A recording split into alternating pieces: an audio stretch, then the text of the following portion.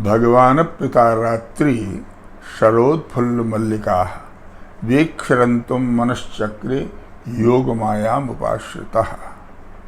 ये रास पंचाध्यायी का पहला श्लोक है। अच्छा, इसका अर्थ क्या है? अर्थ ये है कि भगवान पिता पी भगवान भी है ना, तारात्रि उस रात्रि को देखकर, कैसी रात्रि है? शरदोत्फुल्ल मल्लिका, जिसमें शरद ऋतु है और मल्लिका मालती के फूल खिले हुए हैं, उसकी सुगंधी आ रही है। वीक्षरंतुम, उसे वीक्ष माने देखकर, रमण कर, रंतु रमण करने की, रमु धातु से बनता है रमण करना, तो रमण करने की इच्छा हुई। रमु क्रीड़ायाम, यानी खेल के एक क्रीड़ा है, ये इच्छा हुई। वीक्षरंतुम रमस चक्र योग मायाम उपाश्रिता। अब योग माया को उन्होंने आश्रय लिया, योग माया की उपासना की, योग माया का आवाहन किया। तो योग माया कौन? श्री राधा रानी, वो योग माया है इनकी, तो उनको आवाहन किया है, तो श्री राधा जी वहाँ पधारी हैं। उसके बाद में तमाम सखियाँ, गोपियाँ, सब जिन जिन को वरदान दे रखा था श्री कृष्ण ने, चीरहरण लीला है ना, वो आवरण लीला कहलाती है। माने जब तक ये आवरण हमारा नहीं जाएगा तब तक अंतरंग शक्ति मिलेगी नहीं और रास में अधिकार नहीं मिलेगा। इसलिए वो आवरण हटाया है। माया रूपी आवरण को हटाने का नाम ही चीरहरण लीला है। इसको आवरण लीला कहते हैं। वो एक लीला की है, वहाँ उनको वरदान दिया है। और क्योंकि वो तो इसमें थी ना कि श्री कृष्ण हमारे पति हों। कात्यायनी जी की पूजा करती थी। कात्यायनी महामाये योगेश्वरी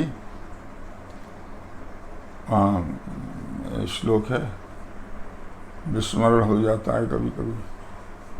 तो श्री कृष्ण नंद गोप सुतम देवी पति में कुरुते नमः। नंदगोप कुमार जो हैं उनको हमें पति रूप में प्राप्त हों। तो भगवान ने कहा कि अब मैं आने वाली शरद ऋतु में तुम्हारे साथ रमण करूंगा, वह पति रूप में तुम मुझे प्राप्त करोगी। उनको वहाँ दिया है। तो जिनको भी ये वरदान दिया था उन सबको वहाँ रास में बुलाया गया है। बंसी जो बजाई, उस बंसी की धुन केवल उन गोपियों के कान में ही पड़ी जिनको प्रभु पहले वरदान दे चुके हैं। अच्छा। आने का निमंत्रण दे चुके हैं। बाकी और किसी ने भी उस बंसी को नहीं सुना। भगवान ने 2 बार बंसी बजाई है ऐसी। तो एक बार तो ऐसी बंसी बजाई कि चर अचर सभी जड़ जो है वो चेतन हो गए और जो चेतन है वो जड़ हो गए। यमुना बहती हुई जम गई, गिरिराज जी के पर्वत पिघलने लगे, यानी जड़ चेतन हो रहे हैं और जो चेतन है वो जड़ हो रहे हैं। गाय खड़ी हैं और सुन रही हैं बंसी को, मुख में ग्रास लगा हुआ है, न खा रही हैं और न उगल रही हैं। बंसी सुनने के लिए रुक गई, वो रुक गई, सब स्तब्ध हो गए एकदम। और एक बार तो ये बंसी बजी थी जो सब चर अचर ने सुनी, और इसको सुना तो देवांगनाओं ने सुना, देवताओं ने सुना। और जहाँ देवांगनाएं नाच रही हैं, गा रही हैं, बाजे बज रहे हैं, तो वहाँ पर हुआ कि ये बंसी कौन बजा रहा है, कहाँ से बंसी की ध्वनि आ रही है। तो कहा कि तो नीचे देखा लोक में तो कृष्ण बजा रहे हैं। बोले ऐसा संगीत तो हमने आज तक नहीं सुना। गोपियां आपस में कहती हैं कि ये संगीत इन्होंने सीखा कहाँ से? हमने तो कभी उनको जाते हुए नहीं देखा। किसी विद्यालय में गए हों, वहाँ इन्होंने सीखा हो, किसी गुरु से सीखा हो। क्या है? देवता लोग संगीत के मर्मज्ञ जो हैं वो 3 कहे जाते हैं, ब्रह्मा, इंद्र और शिव। ये तीनों ही आश्चर्यचकित रह गए कि हम भी इस संगीत को नहीं पहचान पाए। अब कहाँ से पहचान पाएंगे? ये न मालूम किस ब्रह्मांड का संगीत छेड़ दें हैं। भाई आपकी भारतीय संगीत है और कोई विदेश से आकर के अपना संगीत छेड़ दे तो ये क्या समझेंगे? सही बात है। इसलिए वो भी नहीं समझ पाए। तो इसकी बड़ी बात। तो इस प्रकार से इन्होंने वो बंसी बजाई थी, और एक वो बंसी बजाई जो केवल गोपियों ने सुनी।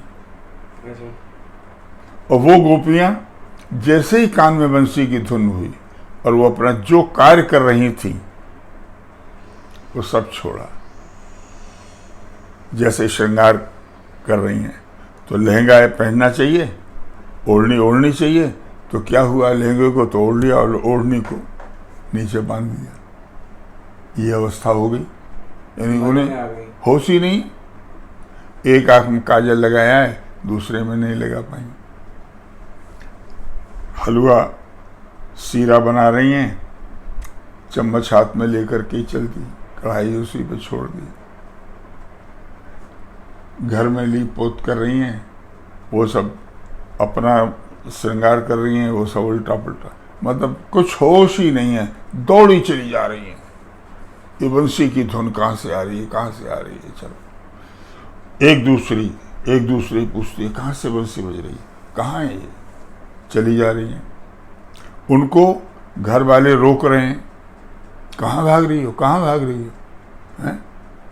किसी के माता पिता भाई पति सब रोकते हैं, किसी के रोके नहीं रुकी और रास में भागी। एक ने जबरदस्ती एक गोपी को पकड़ करके कमरे में बंद कर दिया, वहीं समाधि लगाकर बैठ गई, पद्मासन लगा करके बैठी और कृष्ण का ध्यान किया। और कृष्ण का ध्यान करते ही वो आत्मा श्री कृष्ण के पास पहुंच गई। सबसे प्रथम ये दशा उस समय गोपियों की हुई है, उस बंशी की धुन से। तो रास लीला का वर्णन, ये सारी लीलाएं श्री गर्गाचार्य जी महाराज ने ध्यान करते हुए राधा जी की आज्ञा से, राधा जी के ध्यान में ये सब लीलाएं उस गर्ग संहिता में वर्णन की गई है। गर्ग संहिता संस्कृत का एक संहिता है, ग्रंथ है गर्ग संहिता। देखनी हो तो मैं दिखा सकता हूँ उसको, यहाँ है मेरे पास, इसी में लगी हुई है। तो ये उसमें वर्णन किया गया राधा जी का, और कहीं राधा जी का वर्णन